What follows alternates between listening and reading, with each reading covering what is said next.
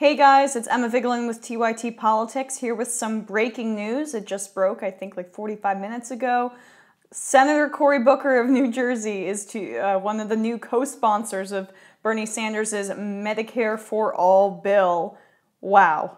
So Kamala Harris was the first co-sponsor, then Senator Elizabeth Warren, now Senator Cory Booker.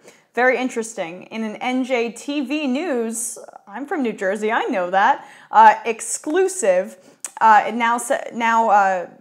they reported that Senator Bernie Sanders' Medicare-For-All bill will be endorsed by Senator Cory Booker. He announced it on NJTV News. The plan, called Medicare-For-All, will expand the federal health care program that covers those over 65 and all to all Americans. This is what Booker said. "You should not be punished because you are working class or poor and be denied health care. I think health care should be a right to all," said Booker. This is something that's got to happen. Obamacare was a first step in advancing this country, but I won't rest until every American has a basic security that comes with having access to affordable health care. Interesting that he won't rest when he tried to block the drug importation bill from Canada. The Medicare-For-All plan has been estimated to cost around $1.38 trillion per year. This is New Jersey TV's reporting, and would be paid for with a combination of limiting tax deductions and increasing income tax for the wealthy, according to Sanders' website. So this also comes on the heels of a great marijuana bill, legalization of marijuana bill that comes from Cory Booker.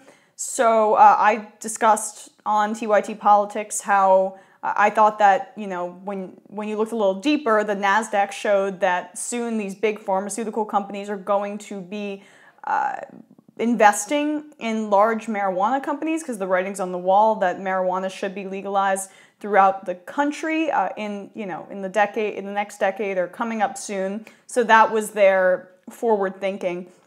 But I do have mixed feelings about this announcement. I want to commend Cory Booker, Senator Cory Booker, for doing the right thing. Obviously, my home state. I'm incredibly skeptical about his motives, given the pharma money that he receives. Now, you may ask, why, Emma, are you skeptical about his motives and way less skeptical about Senator Kamala Harris's motives?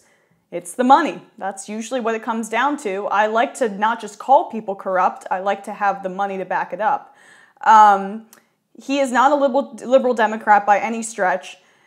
Kamala Harris does not receive a ton of donations from the pharmaceutical industry. In fact, they're not even in her top 20. And she's a new politician. She's a new senator in the sense that, I mean, she was obviously Attorney General in California, but she doesn't have a long history of donations. Cory Booker, also a relatively new senator, but we can look at the totality of his donations for multiple terms and see that the pharmaceutical industry is his 7th biggest donor.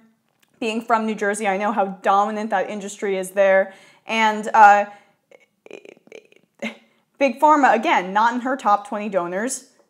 In he's received around $450,000 from pharmaceuticals and health products. And his number 9 donor is from insurance companies, around $400,000 from them as well.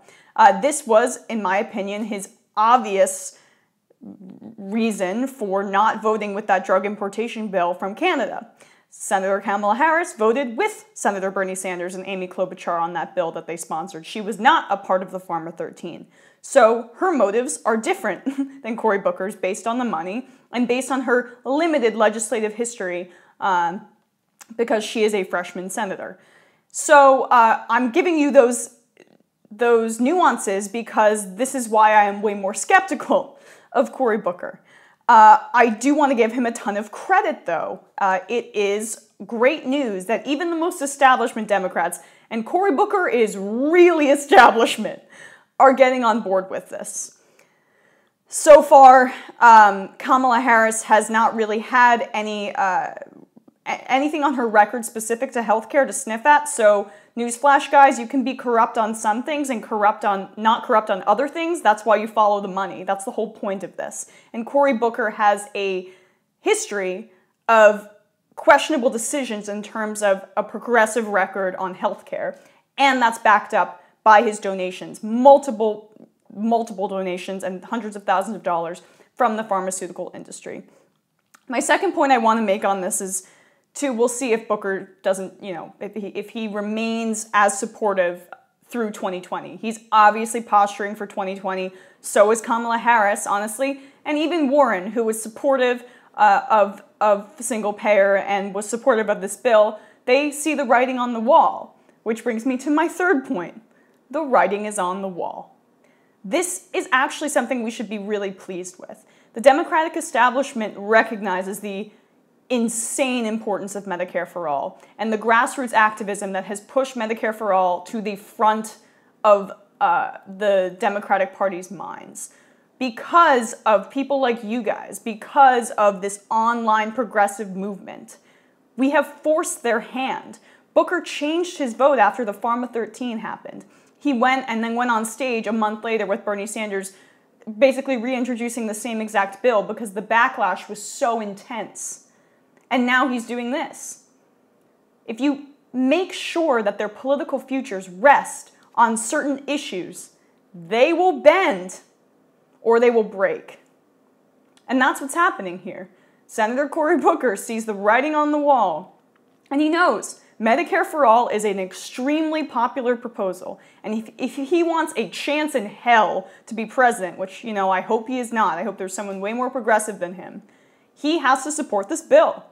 And that's what political pressure does.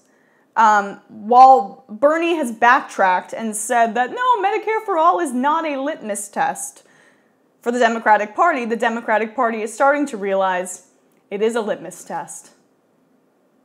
That's why they're supporting it. That's why someone so establishment like Cory Booker is supporting it.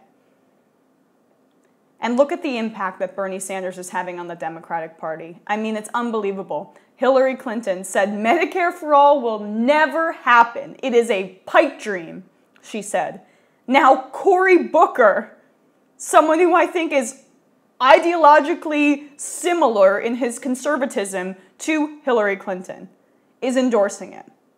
Yes, this is how politics works. And Bernie Sanders, despite Hillary Clinton saying he's pie in the sky, while also in her book saying, no, we agreed on almost everything. It doesn't make any sense.